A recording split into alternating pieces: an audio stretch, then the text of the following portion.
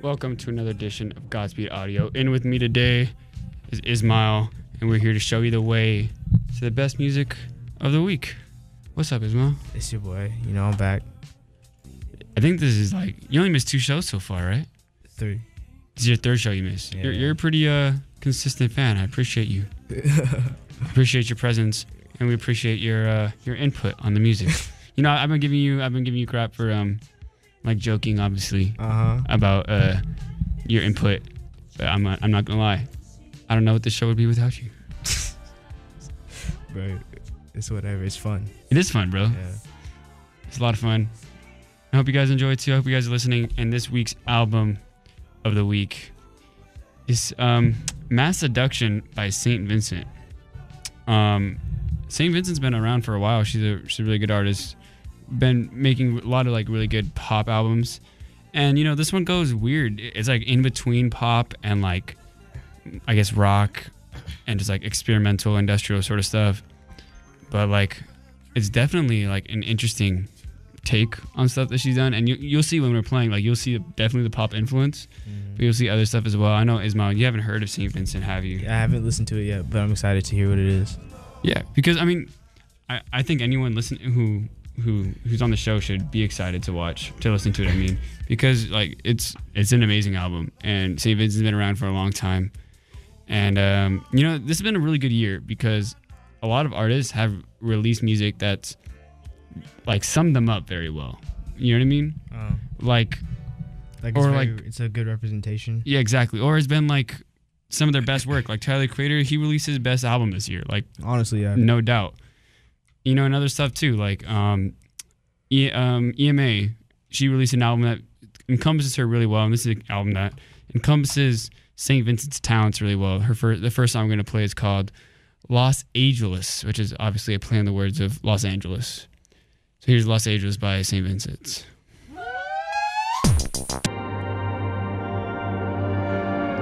So that's Los Angeles. What are your thoughts, Ismail? It was definitely poppy. Definitely. At some point, and I don't know. It's very synthy too. Yeah, it's very synthy. I don't know, it's hard to not head bob to it, you know what I mean?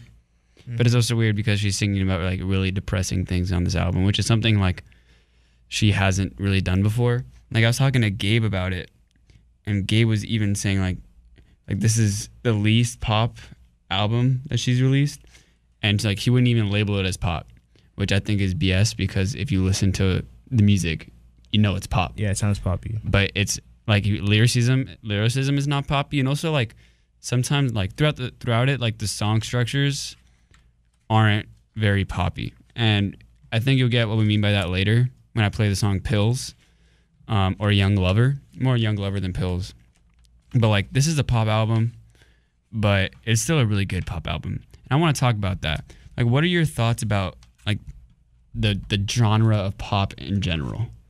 I feel like pop has a negative connotation nowadays. It really does, It's Taylor Swift type people. Taylor Swift, but also I think a lot of people think pop is top 40s. It kind of is, but it's not. Because you have a lot more kids listen to one type of music than you do people our age listen to one type of music. People our age tend to branch out. All the kids, they all listen to Radio Disney. Okay, yeah, but pop isn't top 40s is a genre on its own that is literally the 40 top listened to songs. I feel like it's pop and then Drake, or Drake and then pop. What do you mean? Drake is the chart top. Oh, okay. So there's hip there's hip hop in top 40s. There's EDM in top 40s, and pop is in top 40s. But pop isn't dominating top 40s. If you listen, it kind of is. But not right now. You can be top 40s and be pop, and you can also be pop but not be top 40s. This is true, but yeah, that's what I'm trying to say. What I'm trying to say is people mistake the genre of pop in general to be top 40s. Top 40s. It's people like Taylor Swift. People were oh, because pop means popular, so it's ever popular. No, it doesn't. Okay. That's not what pop is for. That's not pop. Pop, there's very unpopular pop music. That's the way pop works. I guess. Pop is a genre, and it's very easy to describe. This song was pop. It's pop. Yeah. Carly Rae Jepsen, that's pop. You know it's pop. You know what I mean? 100%. There's no argument. Yeah, and like, so I think a lot of people have like they have like a negative connotation to misconception. it. Misconception. Thank you. Of like what it means, you know? Yeah. So you say, oh, it's a pop album, and everyone says, oh, it's a mainstream album, it's probably trash. No. I can guarantee you this album right here is not mainstream. Okay, yeah. Nor is it trash. Ooh. No, nothing. I didn't say anything. Yeah, but you reacted. I mean, we'll see. Like, I haven't listened to the full album yet. Drew, what did you think about that song, though? I don't know. I know it's not really your type of music. It's not that. It's just underwhelming. Like, the melody's, like, catchy, yeah, but, like, longer I'm not going to keep listening to it. Okay, yeah, but would you say like that's really because it's not your type of music, or because you don't think it's necessarily good? That has nothing to do with it. It's not that whether it's my type of music or not. It's just like it didn't latch to me. You know what I mean? Okay. Why do you think it didn't latch to you? I don't know how to explain it. It just didn't. Okay, I think it latched to me for a lot of reasons. One, because of the music itself. As you said, like, the melodies are fantastic, and the intricacies of the melodies are something that's relatively rare for like a pop album, you know, to have like that type of a synth layer and then like the guitar on top of it too. Mm-hmm. Like, I was like actually really surprised when I heard this song. And it was actually produced by my producer, who I normally like don't I feel like he's personally like made some songs that I really like some artists that I really like make some whatever songs. Ooh. But lately he's made some pretty good music like this one, and I gotta think of it. I'll get back to you. But like, I thought the guitar that comes down on this, just like that, it surprised me. It really wowed me. Like the way it works with the melody, but like the way like it kind of takes the melody from the synth, but they still work together. You know what I mean? Yeah, I guess. I don't know. Like, there's a lot of layers to it, and there's a lot of layers within the album too. A lot of different influences that go into this music. And like New York, for example, the other song that's on it, is very different, but it's still like not indescribably, like indisputably pop, right? Yeah. But it's very different. You'll hear the difference. This is New York by St. Vincent. New York. So that's New York by St. Vincent. And with this song, you can really hear the sadness that she was feeling with this album. And it was like, it really felt like loss, kind of like loneliness. Mm-hmm. It's the piano. Yeah, it was definitely the piano. You kind of attribute it to sounding like Adele. Yeah, just a little bit. I can see that, but I think it has a little bit more of a melody than Adele would give to her songs. You know what I mean? Really? Yeah, I think so. I guess. I mean, and okay, yeah. I guess I'm being a little too hard on Adele, but she's a great artist. I think she has a style and she likes to stick to it, and that's one thing that's different about St. Vincent, at least on this album. She's very diverse, even though she does have a style. It's more of like an emotional style. You know what I mean? Like, she's trying to, I guess, what's the word I'm looking for? Like, to take out of you, to get some emotion out of you, right? And that's the style she holds with this album. It's not necessarily like a musical style, because like musical sound that's consistent, because she really like wavers in between them. Like Los Angeles and New York, they sounded completely different. Yeah, they sounded very different. The next song I'm playing for you, Pills, sounds very different too, and it has like a different emotion to it. But you listen to the lyrics, you listen to what's actually going on, you can understand like the connection it has to the rest of the album. You know, and that's one thing that's really good about this album, that it's very cohesive. You know what I mean? Why do you say that? Because like it's all like the writing is cohesive, the emotion it portrays are cohesive, and like just the musical, like the quality of it is very consistent. And actually, I mentioned a producer from the first song. His name was Jack Antonoff. He actually, and I hate saying this, right, but it does back up the fact that I don't like him as a producer very much, except that I think he was very successful on the song. He's actually producing Taylor Swift's new album. Yeah, that was a train wreck. Yeah, so that's not good. But I'm sure Jack Antonoff can do better than that. Because like I heard 2 songs off that album, and like I don't know, I can't imagine anybody wanting to listen to that. But you know, people can do what people want to do. What do you think? Yeah, I guess like Not a fan of the album, but whatever. And the other person who produced it was a girl actually named Annie Clark, and she's actually has like a history of working with St. Vincent and a history of being a very successful producer. So I think that's where most of the quality comes from, because she's very good at making a melody, and she's kind of getting emotions out of you, and I really think that's what great producers can do. You know what I mean? Yeah, I'm thinking it was more her than him. Yeah, I hope so. I mean, not I hope so, I know so. But like, you know, so you feel it in your soul. Yeah, exactly. And I can listen to this one song called Pills by St. Vincent, and I know that this is more Annie Clark than Jack Antonoff. So here's Pills by St. Vincent.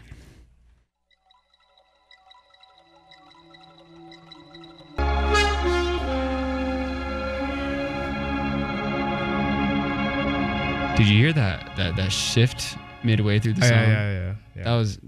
That when I first heard it, like I didn't even recognize it as the same song. But I didn't even like at the same time, like I didn't even notice that it happened. If that makes any sense. For me, I feel like the first half was like very like spazzy, very upbeat, very like she sounds really hyper. Yeah, like she took a bunch of pills. Exactly. And I think that's obviously what the song's about. It's very cynical, about just like the modern state of people. You know, like you need pills to do anything. And I think like, you know, like that kind of spoke to me, because, you know, like I don't take pills to do anything, you know, but I feel like almost everything we do nowadays is like medicated, you know. That's a good way to describe it. Yeah. And you had an interesting way of describing the first half of that, you know. What'd you say again? It's very like flashy. I imagine it with like a bunch of lights. Yeah, you know, I can see that. Or like I don't know, to me it sounds kind of K-poppy, I guess. You know? Like I can imagine like very being, pinky, yeah. I got it. You know, I can imagine that being like on a good K-pop album, you know, which is kind of an oxymoron. Just kidding. Oh, shade. I'm kidding, but there's some good K-pop albums. Like there's some good that exist, like just one or two, but that I know of. One or two. Okay. Yeah. So like what she's talking about, she's saying pills to wake, pills to sleep, pills every day of the week, pills to walk, pills to think, pills to grow, pills to shrink, and then pills to eat, you know, stuff like that. It's very, very it's on the nose, actually. Yeah. You know, like there's people who take pills to eat, you know, like, yeah. And people can't sleep without a pill. You know, that's so weird, you know? You can't sleep without taking a pill. Yeah, it's a supernatural thing. Exactly. Like that's a natural thing. Like everybody sleeps, you know? I guess. It's a weird world. It's very weird, very weird world. But this is kind of weird album, you know? Yeah, it switched up. The mood switches up all the time. Like, it does. The third song was nothing like the first two. Yeah, exactly. And that shift, like in the middle of the song, you know, it says a lot about like the music. Like first off, the quality of the production. Mm-hmm. Thank you to Annie Clark, and St. Vincent herself, and also just like the idea she has with it. Like I feel like that was definitely intentional. I feel like everything she's doing in this album is very intentional. Just like the weird shift you're gonna hear in this one song called "Young Lover" by St. Vincent. So that goes from pop to rock in the span of like very quickly, half a second. That was weird. Yeah, it was weird. It was very guitar-y at the beginning too. Like it was very like, I don't know how to describe it, but it was very like guitar heavy at some point. Mm-hmm. Like the riff, you could hear it, and then it switched up to more like ballady. Exactly. Yeah, it kind of goes like back and forth. But